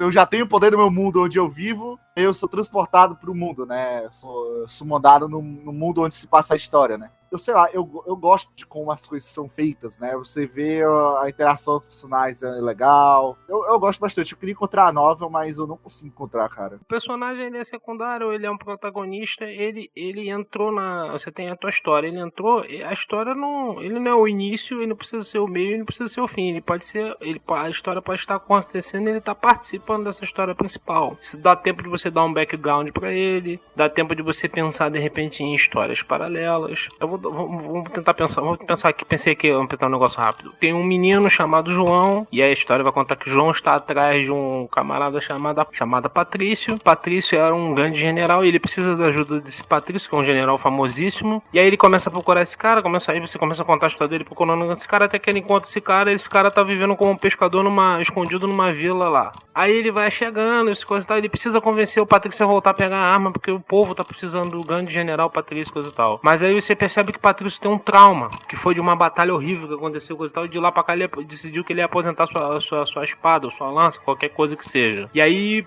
João precisa convencer Patrício a trazer isso. Olha só, você pode, inclusive na tua história, dizer assim como é que foi essa batalha, né? Contar esse momento que foi esse trauma pra ele. Aí você tem Patrício voltando pra história, coisa toda. Olha só que interessante, você contou a história do Patrício, de certa forma, você não contou ela toda e você deixou aberto, por exemplo, você pode fazer uma obra depois que você vai contar o início do Patrício. O Patrício novinho, entrando no exército, lá como soldado raso, e aí passando todas essas loucuras até se tornar um general, esse homem famoso, poderoso. Você acabou de construir um personagem que tem um peso, uma relevância pra essa história. Você deu apontamentos do passado dele, de certa forma deixou ele daquele estado quando você o encontra pela primeira vez na trama, que é um camarada que tá querendo ou não tá querendo participar, que ele abandonou isso. Você o trouxe pra história, você fez ele participar da história, ele foi fundamental pra trama, e você ainda deixou, não é ponta solta, mas você deixou caminhos pra poder trabalhar ou coisas paralelas. Isso você pode fazer. O importante é ser orgânico. Porque eu acho que o Ribeiro falou que é interessante, que no Isekai, que a gente tem muitos Isekais aí, talvez eu acho que 80%, 90% dos Isekai hoje é artificializado demais. Não, é orgânico. Até o Overpower, ele é artificializado. A gente tem personagens Overpower que eles são orgânicos, eles se tornam Overpowers, né? Ou então ele pode até começar como Overpower, mas é orgânico na história. Isso é interessante, porque o leitor, se ele tiver atento, ele vai sacar. Pô, isso aqui tá uma forçação de barra. Eu já vi gente falando, não gosto desse não, porque é uma forçação de barra. Por que ele tá falando isso? Porque porque não tá suando legal, não tá orgânico, tá artificializado. Então dá pra fazer com você, se você tiver entendimento. De novo a gente volta pro lance, porque isso que é a trama é importante. O protagonista, na verdade, é aquele cara que faz a trama girar naquele momento que ele tá presente. No momento que ele tá presente na história, a trama gira, a trama roda com ele. Mas a trama ela pode vir antes dele e ela pode prosseguir, aí pode entrar outros protagonistas, outros personagens. Eu posso dar um exemplo com as cartas de tarô que eu tava falando lá no início? Pode. Olha, gente, o Tisso, ele adora o Arcana, então quer aprender? Tisso sabe de tudo. Indica o jogo Arcana Heart pra você. Bom, o Coisa das Arcanas, elas envolvem muito um aspecto próprio. E esse aspecto pode ser muito usado para desenvolvimento de personagem, etc. Dois que eu vou falar aqui que são os mais curiosos, que é o Louco e a Força. Cara, Arcano do Louco, eu acho que praticamente arcanas mais significativas ou com maior significado. Porque eles nunca vão dar um significado certo. O Louco é o início da jornada e o fim da jornada, né? O Arcano do Louco, elas normalmente você vai separar sobre algum personagem que é mais desleixado, etc. Então, pega, por exemplo, vários do Seis Lendários, que ele começa meio desleixado e aos poucos vai pegando uma responsabilidade em algo. Que no caso, pelo menos na minha visão, seria conseguir a própria liberdade. Ele encontrou uma mulher, por isso que ele ficou mais comportado. Agora conversar. Tem que trazer comida pra casa. Então, o Arcano do Louco é tipo eu. Não, mas Arcano do Louco é uma arcana bem legal de trabalhar, embora seja um pouco aberta demais em alguns casos. Porque a pessoa é mais relaxada, ela é mais normal, etc. E o plot da personalidade dela, pelo menos o básico, é ela tentando lidar com a própria irresponsabilidade, tenta evoluir mesmo continuando sendo a mesma pessoa. Ou, em outros casos, a pessoa pode até virar outra arcana. Mas eu não ligo tudo isso, mas acho que vocês entenderam. E a Arcana da Força é a que eu mais estou tentando mexer no momento, porque ela é uma bem interessante, de certo modo. A Arcana da Força, ela não se reflete exatamente em força física. Ela é o domínio que você tem sobre algo. Então todos os arcanos da Força que eu tenho até agora, acho que até o Anubis escreveu isso, que é uma pessoa que ela tenta domar a própria força, que seria algum problema envolvendo alguma outra coisa. Por exemplo, a que eu tô desenvolvendo no momento, que eu não posso falar o nome, a Arcana da Força dela é basicamente, ela é extremamente forte. Comparado aos outros, ela é um deus, metaforicamente dizendo. O plot dela é ela desenvolver um controle geral e sobre ela mesma, a personalidade dela em si, pra ela não se travar, se explodir com tudo isso. E um personagem que, posso falar porque já foi, enfim, é a Uriel, o Arcanjo Uriel. O plot do personagem é que ela é uma personagem da força. Na mitologia cristã, a Uriel é o fogo de Deus, então ela é basicamente uma pyromante mega poderosa. Só que na concepção da personagem, ela é uma pessoa que dominou completamente a força. Ela vai, por exemplo, agir numa missão sozinha. E ela vê um momento que ela pode ser muito marrenta. Ela não vai ser marrenta, ela vai agir de acordo com a situação. Ela não vai perder pra própria força. Ela vai domar a força dela para ela fazer ou não algo. Ela não vai ser responsável. Tem outras coisas que eu arcano, mas eu provavelmente só vou falar mais de uma, eu acho. Desculpa, eu só cometi um erro quando você falou do Louco. Eu disse que ele era o início da jornada e o final da jornada. Não, ele é o início da jornada e o final acaba sendo o mundo, que é a última arcana, né? E muita gente interpreta isso como justamente uma forma de contar a história, né? Porque o Louco, na verdade, ele tem... As representações dele é de um andarilho, se vocês vão observar, né? É alguém que está fazendo uma jornada. É a figura do Drifter, né, que nem eu falo, né, os Rovers, Drifters, que são esses camaradas que estão sempre andando pra lá e pra cá, né. Pra ilustrar pra quem não tá entendendo, todas as arcanas têm um desenhozinho, e o desenho do Louco é um cara com com um pau, uma mochila, um saquinho de pano, e tem um cachorro e umas coisas lá. É um andarilho. Ensino de Marcelle. Achei que ele era uma espada, uma faca, um negócio assim. O Tissu usa, porque tem vários tipos. O Tissu usa o de Marseille. Tem o do White, tem vários. Esse é o que é um tradicional, né? Os que eu considero mais andarilho seria o próprio Eremita. Voltando ali um pouco do que o Carlos estava falando, né? Basicamente o que ele estava falando é que você deve, ao invés de criar um personagem para a história, deve criar uma história para um personagem. A história que você está contando naquele momento, seja ela uma história secundária ou uma história principal, ela tem que ser uma parte da vida do personagem. Não, o personagem pode ser parte da história também. Não tô dizendo que essa relação não é fixa. Isso que eu tô querendo dizer. Pode ser isso ou pode ser aquilo, né? Eu tô falando assim, no sentido do personagem, ele ser claramente só um personagem, né? Ele não ser alguém vivo, alguém que teve uma história antes daquilo, né? Tipo, ele basicamente nasceu pra aquela história, por isso que soa artificial, né? A história pode ser a história pode terminar com ele, também terminando junto com ele, mas É mais como se a história fosse feita pra aquele personagem. não é obrigatório ser de uma forma ou de outra, né? Às vezes o camarada tá com dificuldade de fazer isso. Monta a história e o personagem vai entrando na história. Às vezes, entendeu? E aí não precisa fechar com ele. Tenta as possibilidades, isso que eu tô falando. Eu acho que é por isso importante quando você tá começando a escrever, você pensar bem no que tipo de história você quer contar. O que você quer transmitir, qual é a mensagem da sua história. Se você se apegar no personagem, ou se apegar no mundo, ou nas coisas incríveis que estão acontecendo ali, às vezes você não consegue nem se atentar à história, à mensagem que você quer transmitir. E às vezes fica meio raso por isso. Os personagens estão ali, as coisas estão acontecendo, mas o leitor, ele não tá tirando nenhuma história que tá lendo ali, daquelas palavras que ele tá lendo. É só, tipo, as coisas vão acontecendo, e vão acontecendo, e vão acontecendo, mas nenhuma mensagem tá sendo aproveitada. Isso a gente trabalhou, né, um pouco dessa parte do mundo trabalhar em função do personagem, e não o contrário, né? O cast de criação de mundos, né? Isso foi uma tecla que a gente bateu bastante. Porque muitas histórias por aí, se você retirar o personagem principal, o mundo rui. Um belo castelo de cartas. Então você sempre tem que prestar atenção, né? Se o mundo que você tá fazendo se sustenta sem o protagonista. Se você retirar o protagonista, o mundo vai continuar existindo? Se sim, você tá no caminho certo. Se não, volte à mesa de planejamento e tente, né, rever. O que o Kilo ali tava falando, né, do Triângulo da Estranheza. Basicamente é assim, né,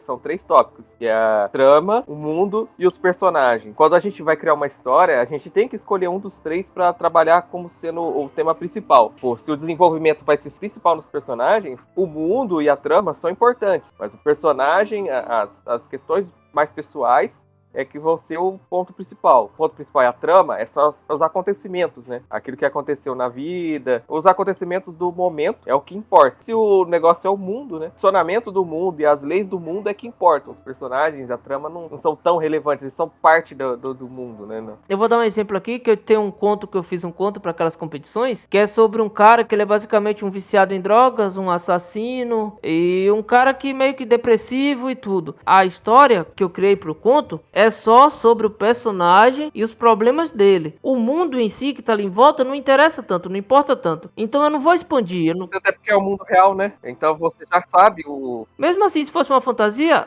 que até que é uma fantasia em si, o mundo ali, não vou expandir tanto aquele mundo. Então, para aquele tipo de história, para aquela mensagem, qual é a mensagem que eu quero passar ali? Não é que é um mundo grande, é o personagem, o problema do personagem, como ele lida com esses problemas e como ele resolve. Então, essa é a mensagem que eu passei com aquele conto. Então, se você tá criando uma história, você tem que ver a mensagem que você vai passar. Criar alguns contos, né? Alguns one shots, eles ajudam pra caramba pra fazer. Ajuda você definir isso. Você não olhar tanto pra uma questão só, mas você vê a história como uma coisa só. Você olhar o mundo, você olhar os personagens, você olhar a trama como uma coisa só. Eu acho que fazer conto ajuda bastante nisso. Um dos meus maiores problemas que eu tô tendo, já que eu sou o que faz os mundo compartilhado, etc., é justamente a parte mais irônica, talvez. Continuar a história de um personagem depois que ela acabou. Não porque eu não tenho o que escrever, mas sim porque eu não sei como colocar. Por exemplo, o Varys, que eu acho que já foi citado nesse podcast, não sei. É um personagem que apareceu nos Seis Lendários, que é o E6L. Melhor personagem. Com certeza. A história dele tá pra continuar, só que eu sei como ela vai continuar, só que eu não sei como eu vou colocar, se vai ser por meio de conta, etc. O Varys Solo. Não, Varys e a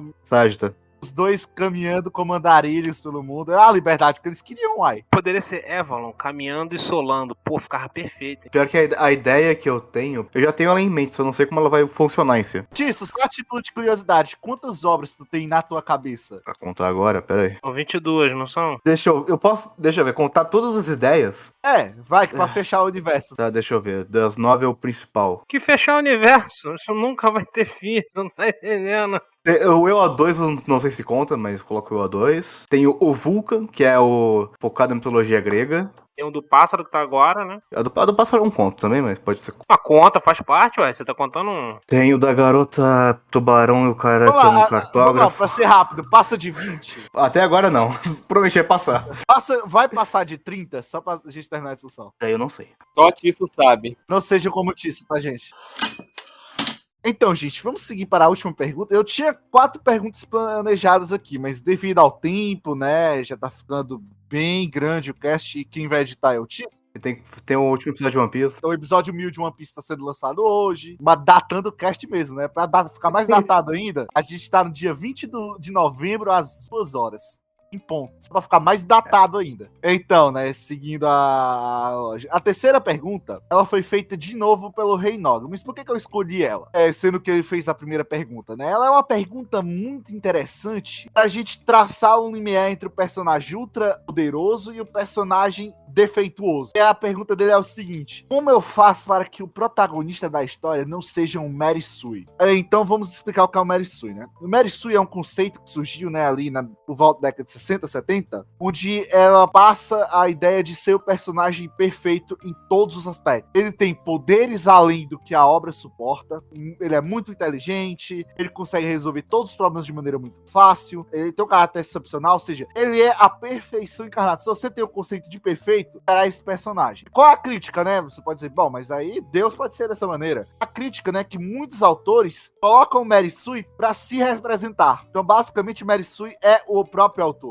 É o que a gente vai falar agora, né? Vou começar com o meu. Porque o meu, ele se encaixa nesse conceito, né? Como vocês já sabem, né? Você escutou esse podcast, o meu personagem tem, no mundo, poder absoluto, né? Ele pode aniquilar qualquer coisa que tá ao redor dele, né? Lógico que vai perder um pouco da vida dele, mas aí é detalhe. Então, o que acontece? Como é que a gente faz, né? Eu trabalho muito o lado pessoal, né? As correntes, porque a Serafim é uma novel que tem muito de política no meio. Então, o que eu tento trazer? Olha, ele pode ser ultra poderoso, mas ele vai fazer o quê? Vai explodir o mundo todo? Ele vai ficar com quem? Vai viver num mundo arrasado? Então ele tem que sambar conforme a nota. No momento ele tá desacordado por mais da metade da novel, fez uma escolha burra e aí vem de novo, né? Se ele fosse completamente perfeito, ele teria pensado racionalmente, chamaria reforço, contaria para outras pessoas a situação, mas não, ele se achou tal e resolveu ir fazer a situação sozinho, né? Acabou que ele foi punido por suas ações. Da mesma maneira, né, o pai do protagonista, Wilson, também foi punido por suas ações quando resolveu deixar o barco ser tocado, né, não interferir na situação. Parte do que aconteceu com o Vitor tem o dedo da culpa dele também. O Vitor, né, que é o protagonista, ele tem principalmente falhas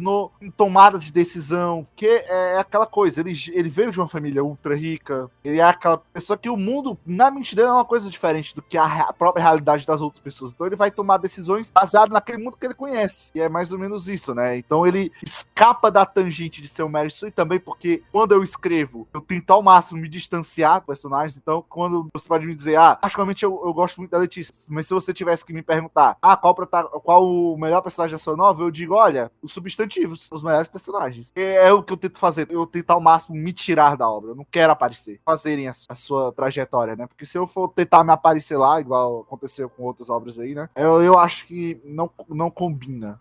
Eu quero usar 3 exemplos, 2 meu, um que é de Jojo, pra resumir esse sentido. O primeiro, que é mesclando com o que o Matheus falou, que é um personagem meu que é o Cérebro. Pra você que não leu Levon, ele basicamente qualquer coisa ele conseguiria fazer. Ele até questiona o porquê ele não é mandado pra fazer o trabalho que os protagonistas são mandados fazer, já que ele faria tudo bem mais rápido. E é justamente esse o ponto do protagonista. Ele é muito horrível socialmente. Então, se você vai querer colocar um personagem que ele é muito de alguma coisa, tenta fazer que ele é menos da outra coisa ou de uma outra coisa. Por exemplo, o Cerberus é horrível socialmente. Então, ele tem problema com o reino dele, problema com o reino que o irmão dele é afiliado, porque o irmão dele é um político. Ele tem problema com a própria família, de certo modo. É isso, o personagem, ele pode fazer qualquer coisa, mas as amarras sociais não deixam ele fazer. Agora, um personagem que quebra o conceito de Mary Sue, essas porra tudo, de forma magnífica. Yoshikage Kira. Você que não viu o vídeo da Cronosfera sobre Yoshikage Kira, vá ver. Mas, em resumo, Yoshikage Kira é um personagem de Jojo parte 4. Ele aparece só depois da metade do anime, se não me engano. E a verdadeira questão do Kira é que ele é um cara normal. Tanto que o próprio discurso dele diz que ele é um cara normal, etc. Só que ele é um assassino. Isso é a coisa mais genial de todas, porque ele ser um assassino e ainda achar que é um cara normal, porque você vê que é um personagem que ele tem tudo pra ser perfeito, mas o impulso dele faz ele ser negativo, faz ele ser um defeituoso no nosso conceito, porque para ele é normal, enfim. E daí até o poder dele envolve isso, porque o poder dele é apagar completamente qualquer coisa com explosões. E daí ninguém nunca vai saber que ele passa por lá. Até uma cena demonstra muito bem isso, enfim. E agora, esse conceito aplicado num personagem que eu criei, que é um pouquinho mais cruel que isso, mas enfim. Que ainda tá pra ser desenvolvido, Satanael. O personagem que basicamente criou a Guerra Santa. Para contexto de Avalon tem Yeshua, que é basicamente o segundo nome de Jesus, e Beelzebub, que era o deus do medo. Os dois deuses, eles eram amigos, mesmo que eles simbolizassem coisas contrárias. Lúcifer queria o poder de Beelzebub, e para conseguir o poder, ele conversou com basicamente a segunda pessoa mais forte. No caso, terceira, que é o Satanael. O Satanael é tudo que o Yoshikage Kira é, ele é praticamente a pessoa perfeita. Ele, inclusive, é definido pela carta dele, carta número 15, o demônio, o diabo, o mal. Que é basicamente uma carta que indica vícios. Tipo, a pessoa que é bêbada, etc. Provavelmente vai ter essa carta pra introduzir. O Satanael, ele tinha a carta número 15. Só que até aquela época ninguém sabia exatamente o que o 15 significava ou por que o 15 devia ser tão temido. O Satanael foi lá, criou uma rebelião, basicamente invadiu o mundo Beelzebub. Lúcifer foi lá, tomou a alma dele. Satanael virou o segundo no comando. Lúcifer virou o deus do medo, criou uma ditadura própria. Passou uma semana, Satanael não queria mais aquela ditadura, traiu o Beelzebub, foi para outro deus. Passou isso aí, foi para outro deus. Passou por isso aí, foi para outro deus. Cara, virou a primeira verdadeira ameaça divina de toda Avalon. Porque ele traiu 5 deuses. Tudo pelo simples motivo de ele tá fazendo uma merda muito grande e ninguém entende e todo mundo começou a temer o demônio. Ele tinha tudo para ser perfeito e virou perfeito de um jeito dele. Então, ele faz as coisas porque ele pode. Não existe uma razão muito lógica. Ele faz porque ele pode, né? Não, tem a razão dele. Isso aí eu não quero. Essa é a razão dele. Falando um pouquinho, né, dessa questão do Mary Sue. É que assim, cara, é realmente muito broxante quando a gente pega uma história, o personagem, ele resolve tudo muito fácil. Porque uma história, assim, o que nos intriga, o que faz a gente querer acompanhar a história, são os problemas, né? As coisas que acontecem e a forma como o personagem tem que lidar com um problema, com uma enrascada, com algum acontecimento, resolução de problemas, né? Como ele vai resolver aquilo. O problema que é apresentado pela história, todas as vezes, facilmente resolvido, tanto na esfera poder, quanto na esfera emocional, né? O cara não se abala por nada, né? Resolve tudo muito fácil. Qual que é a graça de assistir uma história dessa? É que o cara sempre sabe tudo que vai acontecer. Eu vou dar um exemplo aqui, ó, de algo que acontece no mangá de Bleach. Isso é spoiler, tá? Não existe spoiler pra Bleach, não, né? Pelo amor de Deus, já tem anos e anos que parou, né? Se alguém te der o trabalho de for ver Bleach, ele já deve sofrer. Tisso, menos. Tá muito iconoclasta hoje. O antagonista da história, né, o Aizen, Um dos melhores vilões de anime. ele tem essa construção dele como sendo um ser muito inteligente, né? Entretanto, ponto na parte da frente da história, em que um dos servos dele, né, o Gin, trai ele, ataca ele pelas costas, surpresa, e só não mata ele porque ele teoricamente já estava esperando isso acontecer. E eu acho que isso acaba quebrando, sabe, um pouco o personagem não, né, mas acaba se tornando um problema, porque tirou peso daquela situação. tira o peso de tudo que aquele cara fez. O Aizen sabia tanto das coisas que ele sabe, inclusive, que a gente gravaria esse podcast, cara. É meio complicado. Exato, ele sabia que eu gravaria esse podcast, aí ele deixou uma mensagem, que ele colocou todo mundo em hipnose pra gente falar de Bleach no podcast. Exato, deixa eu lembrar que ele não está morto. Eu acho que seria muito mais,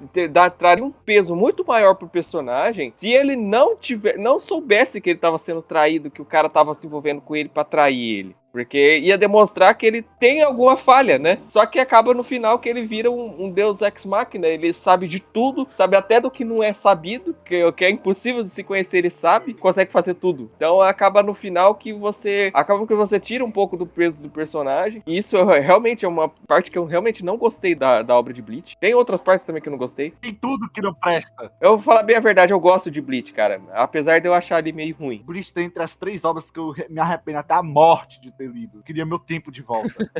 Bleach, To Love Who e uma novel aí que eu não vou dizer o nome. Eu digo para as pessoas o seguinte, Bleach e... Vamos fazer uma curva agora aí, a gente falou de Bleach, que Bleach é interessante para construção de enredo também, analisado. Ele sofre do mesmo problema que Naruto eu dito Naruto, eu sei que não tem Naruto Shippuden no mangá, mas eu boto Shippuden porque pra marcar mais ou menos um período assim. Você lê o mangá, qual é o período que tá no anime Shippuden, é esse período. Que quando começou Naruto entrou naquele período do famoso Shippuden e Bleach depois da queda do Aizen, que é o final da Batalha de Inverno, era pra obra ter acabado ali, entendeu? Então você vê que o cara esticou pra além da corda. O Aizen, ele era fenomenal e foi o que eu falei pra você, se ele tivesse sentido o peso da traição, cara, ia ser muito legal. Tu fala assim, pô, você dá dá uma tridimensionalidade pro personagem. Ele ganha profundidade. O autor criou uma profundidade muito grande com o Gin, né? Você percebe ali, por exemplo, tem uma parte ali durante a batalha onde o Gin tá enfrentando o Ichigo e o Gin fala pro Ichigo, vai embora. E você não entende por quê, porque é pra ele matar o Ichigo. E você não entende por quê. E aí depois que o Gin trai o Aizen, é que você entende a motivação dele ter feito isso. Então o autor deixou ali um foreshadowing da intenção do Gin. Acabou destruindo, sabe, o peso, o impacto dessa informação, transformando o Aizen no sabe tudo.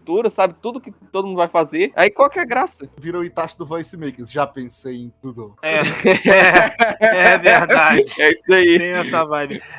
O problema do Merisu, né, que essa foi a pergunta, é que as pessoas hoje, e aqui é interessante, que o pessoal aqui falou que é interessante isso, que não é só questão, não é ser overpower. Ser overpower não significa que você é Merisu. Tem personagens que se tornam overpower, que é interessante. A questão do Merisu é que, em primeiro lugar, ele adquire poderes que não tem nada a ver, não tem treinou, não tem nada, não teve consequências para ele ter esse poder. Por exemplo, o Vito é um personagem overpower. Se você ler Serafim, você vai ver que ele uma decisão estúpida dele, e tem um preço a se pagar. Ser overpower no universo de Serafim tem riscos, você tem custo, você paga o preço. Poderes vêm grandes responsabilidades. Isso é interessante. Então você pode ser overpower, mas você teve uma rota pra chegar lá. Foi a base de sangue, suor e sacrifício pra poder chegar lá. Isso é interessante. E outra coisa que é o que eu mais detesto, isso é o que eu mais detesto na Merisu, que é a questão, como vocês falaram, do caráter. O personagem ele é perfeito, já começa perfeito. Então o personagem que já começa perfeito é chato, ele não tem pra onde crescer, ele não tem nada pra oferecer pra você enquanto personagem. Eu vou falar aqui, cara, acho que o pessoal vai me descer o cacete. Essa nova menina aí que botaram, esse personagem que botaram pra Star Wars, né? Cara, ela é um bom exemplo disso, né? Ela é perfeitinha demais. Mas ali colocaram pra agradar certos tipos de grupos de pessoas aí. Mas não fica legal. Boa saindo pela culatra, né? Porque o próprio pessoal que deveria ser agradado reclamou. Eu acho assim, tipo, o personagem, você criar um Merisu, você meio que ludibriar os seus leitores. Por exemplo, você cria um personagem perfeito e tal. Só que assim, você vai dando pista que aquele personagem não é tão perfeito assim. Então você sempre vai brincando. Ele é perfeito, ele não é perfeito, ele é perfeito, ele não é perfeito. Então eu acho que essa é uma característica que você pode usar também em sua história com determinados personagens. Eu quero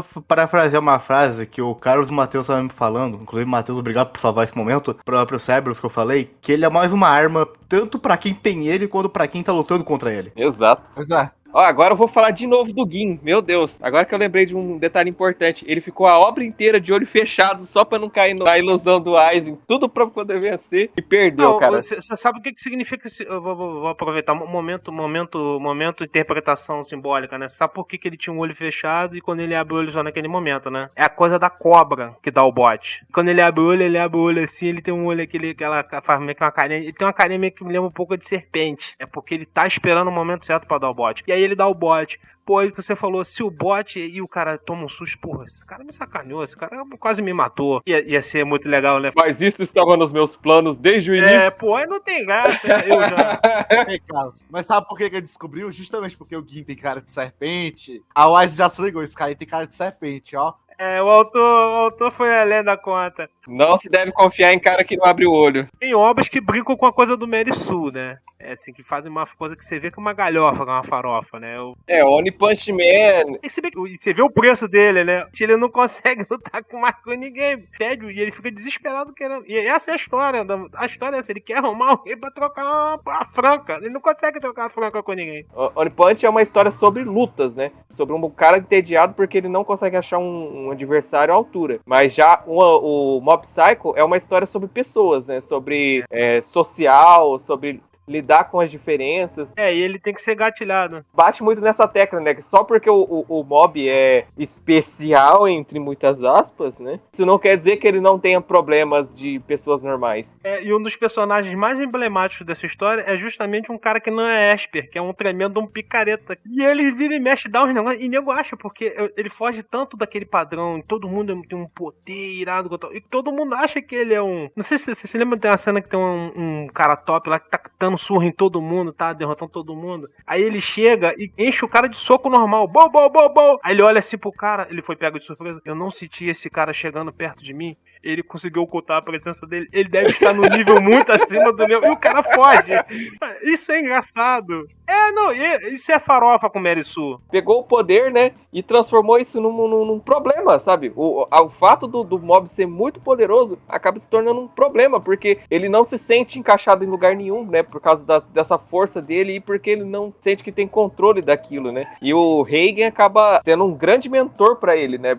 Principalmente quando ele fala, né, que o verdadeiro poder vem da gentileza. E o mob acaba inspirando muito nisso, né? Eu não assisti Mob, né? Eu ainda tenho que assistir. Mas eu vi algumas cenas muito engraçadas. Do tipo, tem um grupo de espers boladaço, aí o careta chega e começa a derrotar todo mundo na lábia.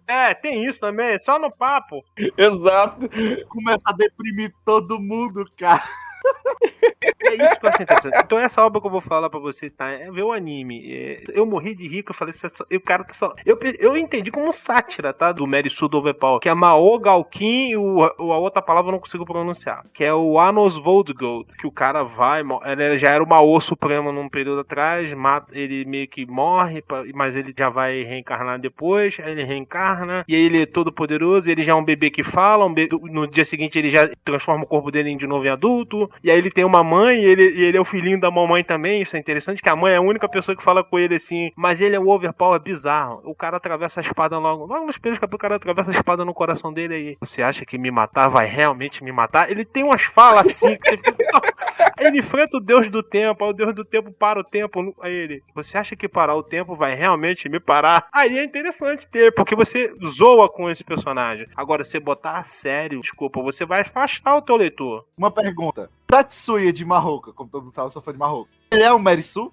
Não mesmo. Ele, inicialmente, ele até mas depois ele começa a ganhar várias camadas, né, como personagem, principalmente da parte emocional dele. Sabe por que eu não acho que ele é um Merisu? Porque mesmo inicialmente, ele é apresentado como ele é. No início ele é apresentado overpower, ele é um overpower. Mas tem aquele mestre dele logo no início, que no mano a mano ele não consegue, isso desde o início tá sempre mostrado. Então ele não é um Merisu. Tem uma coisa que o Tatsuya tem, que é o seguinte, ele constantemente ele tá enfrentando uma situação, ele para pra pensar naquela situação. Ele tem que refletir. Eu não me lembro agora o nome daqueles, os seres interdimensionais, que começam... Você se lembra, Matheus, o nome que tinha? Que ele começa a quebrar a cabeça pra bolar um sistema de travar aquelas coisas. Parasitas. E quem conseguiu dar o golpe a Miyuki, ele não conseguia atingir. Isso não é Merisu. Ele tem que parar pra refletir naquela situação. Tem um custo, né?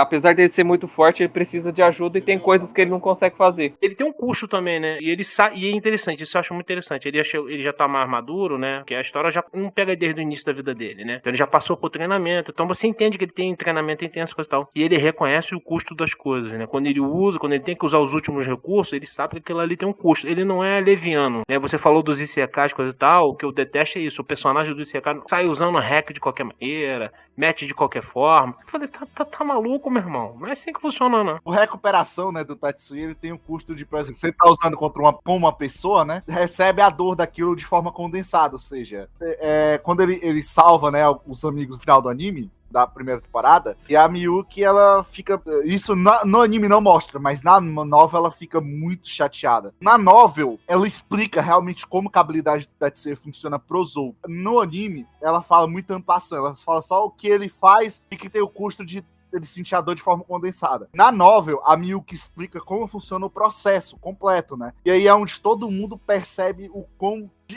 quebrado Tatsuya, né? E aí outra coisa, ela diz que ela tá sendo desonesta com eles, né? Na mente dela, ela pensando que ela não contra a outra parte da moeda, né? Que é o desintegração, né? Desintegração não tem custo, mas ao mesmo tempo ele tem que dosar, né? Porque se isso for visto por outras potências, ele vai se tornar alvo. Automaticamente a potência vai ligar esse poder com o Material Burst, que é a magia de classe estratégica mais perigosa do mundo, né? Então ele tem que ficar dosando, ele não pode sair, né? Quando ele precisou usar, às vezes que ele precisou usar, você vê que ele tá ligado que as consequências vão vir. E ele tá sempre olhando as câmeras, porque no mundo de Mahoka, né, tudo tá dominado por câmeras. Você tem câmera em todo lugar, então antes dele utilizar, ele apaga as câmeras. E outra coisa, ele não é tão overpower, né, ele tem limitações, né. Explica, você tá considerando, mas inclusive ele explica por que no sistema de avaliação educacional ele não tem uma nota máxima. Fala porque os critérios que são avaliados aí não servem pra mim. Então ele não é um Merisu, né. Você lembra quando ele chega na academia e tem as classificações, e a pessoa até questiona, porra, como é que a classificação derruba esse cara, né? A posição dele aqui deveria ser o topo.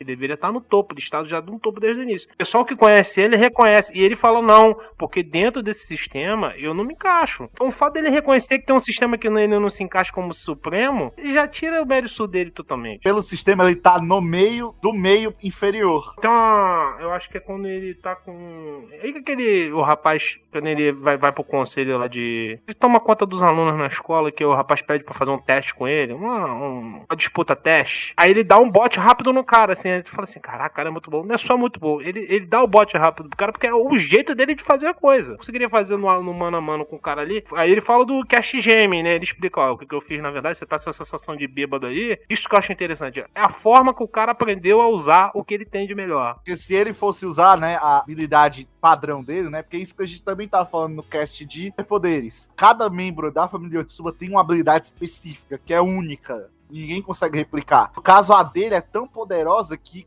come todo o resto, ele não consegue ter acesso a outras habilidades. O que ele tem foi por causa de toda aquela coisa que a gente viu no volume 8, né? E deveria ter um OVA adaptando aquilo. Então o que acontece? Se fosse comparar as outras magias, né? Ele pode até executar, mas o tempo é tão longo pra ele fazer a conjuração que não vale a pena. E a habilidade dele não pode ser mostrada à luz do dia. Porque, de novo, atrai as consequências, né? Aquele negócio, né, a própria força dele traz limitações, né? Por ele ser tão forte, ele não pode lutar com tudo, né? Ele tem que se limitar pra sua própria proteção, né? E pra proteção dos outros. Outra coisa que demonstra que ele não é um personagem Mary Sue, né? É o fato dele ter problemas sociais, né? Ele tem dificuldade de empatia. Volume 8, né? A gente descobre isso no volume 8. Se não me engano, se chama transtorno de personalidade esquizoide que ele tem. Spoiler pra quem... Mas spoiler do volume 8 não é spoiler, porque é o melhor volume da novela. Então, o que acontece? Basicamente, a mãe dele, né, tinha uma habilidade especial de que ela conseguia alterar a estrutura do cérebro, né? A estrutura no sentido de as funções cerebrais. Então, o que acontece? Ela limpou qualquer tipo de sentimento que o Tatsuya poderia ter, de sentimento em excesso, isso é muito importante. Ou seja, fúria excessiva, raiva excessiva, fome excessiva, ou seja, o excesso foi retirado. Tudo isso que poderia gerar esse excesso, é o que compõe uma pessoa, né? Uma pessoa é feita também de seus excessos, foi retirado dele para poder criar uma área de cálculo artificial. Basicamente, ele virou uma pessoa apática, né? Porque pra poder ganhar poder, né? Você vê, esse é um preço que se paga. Mas aí, no caso, não foi uma escolha dele, né? Também é uma parte interessante, né? Que ele tem toda essa força, mas não é uma escolha dele. É dito no volume 16, né? Mas o Tatsuya, e aqui já pra terminar o cast, gente, porque, né? A gente vai ter um cast de Marroca. Então, a gente vai ter um cast de Marroca. Vai ter um cast de Marroca. Marroca, esperem. Eu tô quieto aqui porque eu não entendo nada de Marroca. Eu também.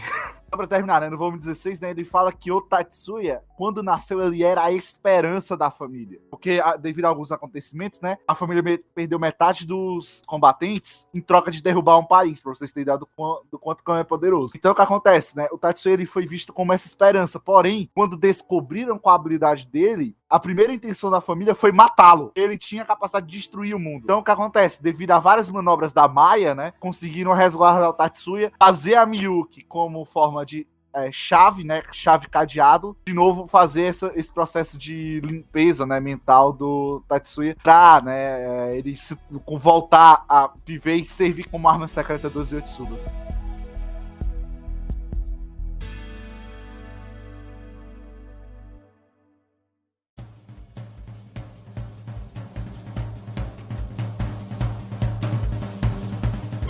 Gente, é isso. Espero que vocês tenham gostado. Essa parte final desvirtuou, porque nós temos 2 fãs de Marroca aqui, eu e o Carlos e o Ribi, que assistiu, né? Eu agradeço a todos por terem estado com a gente essas 2 horas. Poderia só falar uma coisinha assim, de repente dirigir rapidinho um negócio? Esse cast, assim, que a gente fez aqui, vocês perceberam que a gente conversou muito. Porque criação de personagem não tem uma fórmula 100%. O que funciona, eu achei muito interessante, por exemplo, o Tício tem um método, eu tenho o meu. Então o que vai funcionar pra você que de repente está tentando, você de repente vai levar um tempo a descobrir o que vai funcionar pra você. O importante é você ter isso em mente, que não existe a fórmula certa, né? E se sinta, e como eu sempre falo, se sinta livre pra tentar. Experimentar, tentar e criar. É criação, né? Você vai achar teu método. Só não desiste se tiver com dificuldade no início, tá? Você vai achar. Por isso que a gente falou, né, dos one shots, né? Fazer one shot, faz sim. Se você se encontra ali, né? Encontra uma forma de fazer as coisas. Se você quer fazer como Killua, né? Que faz primeiro o mundo, se preocupa com a trama e o personagem. Depois ele insere o personagem, né? Pode fazer assim. Você pode fazer igual eu, o Matheus, né? Mas preocupa muito em criar a característica do personagem, o caráter, o passado, para depois inserir isso no mundo. Ou você pode criar só o mundo ali, né? Ou criar uma trama, né? E inserir o personagem na trama. Você tem a sua liberdade, né? Você não precisa se sentir preso a um método ou outro. Vai testando, tentativa e erro. Exatamente, gente. Seguindo o que os dois disseram, né?